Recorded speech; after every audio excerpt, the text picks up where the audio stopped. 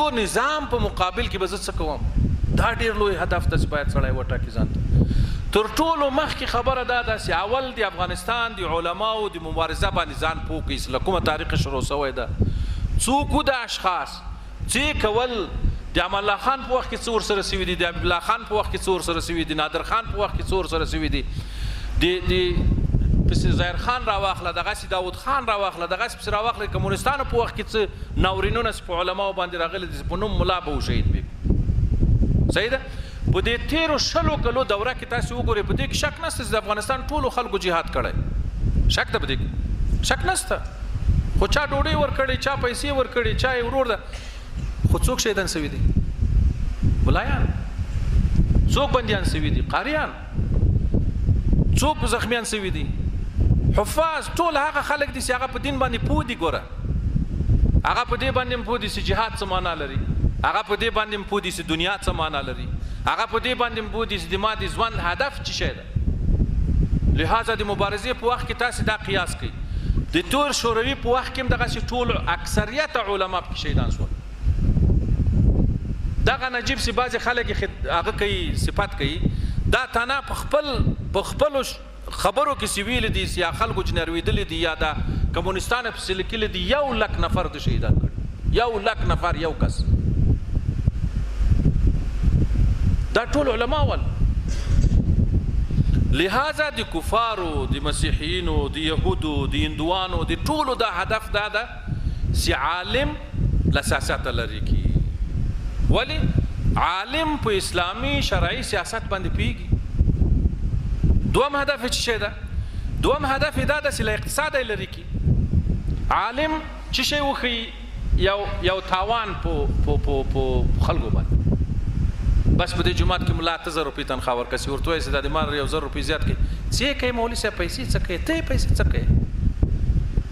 نو داسې ملا واوړي لکه ما غوندې پې باندې واوړي او څو کنځاوي به هم پسې ورته وکوم، خو هغه یې نه ورته کوي.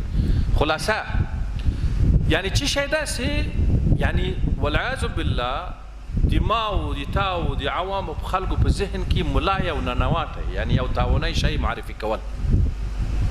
حال چې ده، حال به زه درته وایم، حال دا ده چې په اقتصاد کې که چیرې په اسلامي اقتصاد کې ملا پوه نه سي نور خلک نه پوهېږي. بیوع کې څوک ده؟ ستا طالبان بیوع کې که نه؟ یعنی مثال دا حواله را واخله یا کفالت را واخله یا نور مسائل را واخله یا بیع و شراء را واخله، په دې باندې عوام الناس پوهېږي؟ په دې باندې ډاکټر پوهېږي؟ انجینر پې پوهېږي؟ که څنګه به اسلامي نظام راته راولي؟ خو نشي راوستلی که نه. لہذا حتی په اقتصاد کې که ته راواخلې هغه حد د فاصل د حرام او د حلال په مابین کې څوک بیانولی سي؟ ملا. بل څوک خو یې نشي کولی. کوم شی سود ده، کوم شی نه ده، کوم شی ناروا ده، کوم شی نه ده ناروا. دا ډاکټر راته کولی شي؟ نشي کولی. لہذا باید څه وکړي؟ باید ملا له اقتصاده لرې کړي. ملا باید په تجارت کې نه وي، ملا په اقتصاد کې نه وي، ملا په بانک کې نه وي، ملا په پلانجه کې نه وي. ولې؟ چې دوی د خپل اهداف ته ورسېږي. اوس په اقتصاد کې د دې اهداف ته ګوره. ګوره د عالم اسلامي ولې له امریکا او له یهودیانو ځان نشي خلاصولی؟ په دې باندې پوه یاست؟ خلافت عثماني سقوط وکړو، سبب څه شی و؟ سبب دا و چې په اخره مرحله کې پورونه ډیر کړي وو او دا یهودیانو نورو پورونه ورکړي وو. د پورو فشار په ترکیه کې انقلاب وشو. اوس ټول عالم اسلامي په پور اخته کړی. پورې څنګه پور اخته کړی؟ داسې نه ده چې زه تا ته 100 روپۍ درکوم، دا 100 روپۍ بېرته ما ته راکړه. نه، ربا مرکب کوي، یعنی سود مرکب. سود مرکب څه ته وایي؟ یو څه ځان هغه کوي که نه، تاسو طالبان یاست. مرکب دې ته وایي چې په سود باندې سود واخلي. اوس مثال درته وایم، 100 روپۍ پاکستان واخیستل له امریکا څخه، امریکا ورته ویل چې راتلونکي کال کې به دا ماته 1.5 روپۍ راکوي. صحیح ده؟ کال پوره سو، پاکستان سعودي ته منډې والې، دورې منډې والې، به پیسې نه پیدا کېږي. وایي ښه دا 1.5 اوس سود راکړه. هغه 50 چې اصلا نه دی اخیستي په هغو باندې هم سود اخلي. دې ته سود مرکب وایي، ربا مرکب، یعنی ډبل ربا. لہذا د عالم اسلامي سره واخلې دا پاکستان مثال په دې خاطر درته وایم چې موږ ته نږدې دي. صحیح ده؟ 250 میلیارډه ډالر دی پوره وړي دي. که تحقیق پکې وکوئ په دې 250 میلیارډ ډالر کې شاید پاکستان 50 میلیارډ ډالر اخیستی دا نور ټول سود دي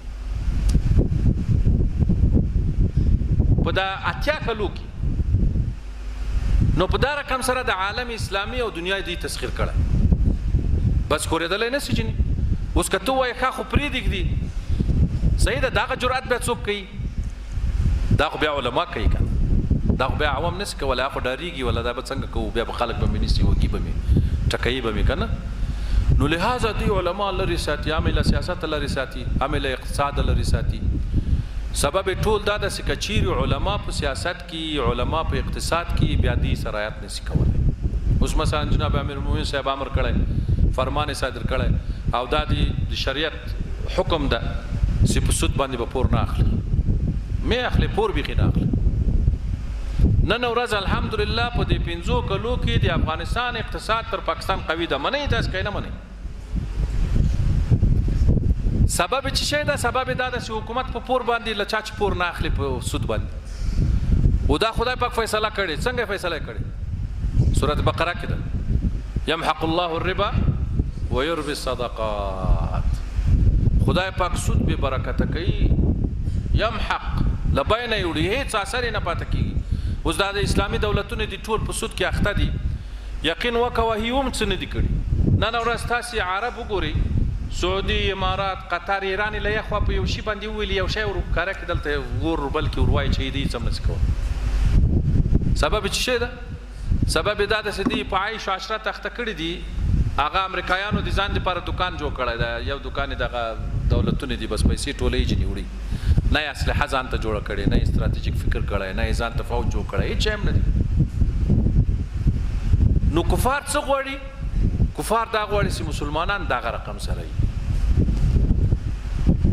یعنی چې متفرقي دا خلک خپل مابین کې متفق نه وي او د دنیا دپاره نمونه هم وړاندې نه سي کولی ګوره کله چې متفرقي مثال خبرې موږ په دې میډیا کې په دې شیانو کې غږیږو یو راشي سعودي نه ده مسلمان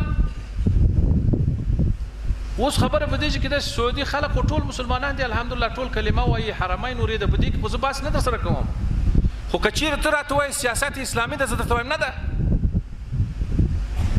حرم شریف په سلمتري کې بانکونه دي سود خوري دا اوس اسلامي ده نه ده که نو لهذا تر ټولو غټ هدف به دا یاري په دې باندې ځان پوه کړي چې علما د اسلام په کومو ځایو کې مبارزې کړي ګوره نن ورځ په ټول عالم اسلامي کې علما بندیان دي حقانی علما چې دي بندیان دي شهیدانیږي اعدامیږي وژل کیږي صحیح ده هغه علما چې په چونو چرا کې اخته دي او هغه ته څه نه وایي هغه غریبان دي خدای پاک وبخي هغه به خدای پاک حساب ورسره کوي هغه ښه علما هغه ربانیین هغه چې غواړي چې د خدای پاک حکم نافذ شي هغه به حتما یا بندي یا به ټکول سوی یا به شهید په ټول عالم اسلامي کې دا یو شی ځان ته معلوم کړه دوم شی دلته په افغانستان کې خپله مبارزه د علماو تاسې انشاءالله په آینده کې به تاسې علما یاست تاسې به مفتي صاحبان یاست څوک به مولوي صاحب وي څوک به قاري صاحب وي څوک به د خلکو تر مخ ولاړې امامت به کوي څوک به په منبر ولاړې تبلیغ به کوي په دې باندې ځان پوه کوي چې علما په افغانستان کې له کومه تاریخه څخه دې مبارزه شروع کړې د دې مبارزې اشخاص څوک خلک یې څوک دا څه سول چې وکول دا په څه خاطر په دې خاطر باندې چې د دغه موجوده نظام قدر درته معلوم سي دا تر هغه پورې په دې قدر باندې نه پوهېږي مګر ته د هغه قیمت درته معلوم سي چې په څه قیمت راغلی ده صحیح ده نو اوس چې کله د دغه قیمت راته معلوم سي چې دا نظام د الحمدلله چې ټول دنیا یې په امید کې ده مسلمانان په امید کې دي چې یو اسلامي نظام راشي صحیح ده دا راغلی ده اوس به زه په دعا دفاع کوم خدای پاک ته دعا کوم چې خدای ته دایم و ابدي ولري زه به په خپلو خولو باندې به دفاع کوم زه به په خپلو کړنو باندې دفاع کوم په کړنو داسې اطاعت به کوم د امیر اطاعت به کوم په غلطو مغرضو خبرو پسې تګ پرته له تشویش بل هېڅ نتیجه هم نه لري دا به زه درته ووایم که یو سړی وویل چې دا پلانی سړی ولا هلته ولاړه هلته هله څه کوي په تا واجب نه ده چې په هغو پسې تجسس وکړي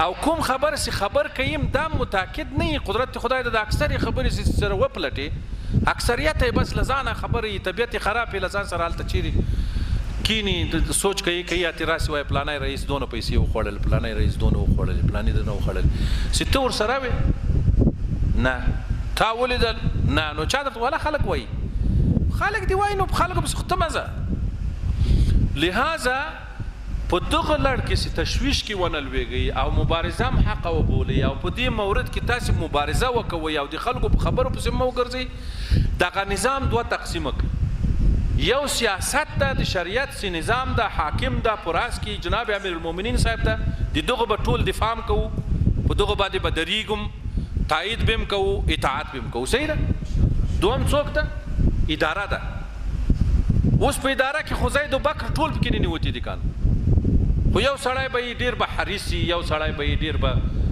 څورته وایي بخیلی یو سړی به ډیر په پیسو په غم کې کنه کېدلی سي یو سړی چې یو غلطي وسی کېدلی سي یو سړی رشوت واخلي کېدلی سي یو سړی خدای نه خواسته اختلاس وکړي کېدلی سي ولې دا انسانان که چېرته وایي چې نه دا خو اسلامي نظام ته دا باید نه وي نو دلته خو بیا بل سوال هغه کېږي راجع کېږي د خدای پاک احکام معطل کېږي نه خدای پاک احکام معطل کېږي نه نو سینه کېږي څه به په یو مجتمع کې به خدای دې وساتي مرتکب فاحشه به شرابخوره به یو سړی به رشوت به اخلي یو سړی به غلا به کوي ولې والسارق والسارقه فاقطعوا ايديهما کچیر دا ټول مسلمانان ټول یو رقم اغلا نه کوي د چا لاس پرې کو نو کدی لاس پرې کولو کس نه بیا خو تعطیل د حکم راغی او تعطیل د حکم د خدای پاک احکام سره محال ده لہذا دا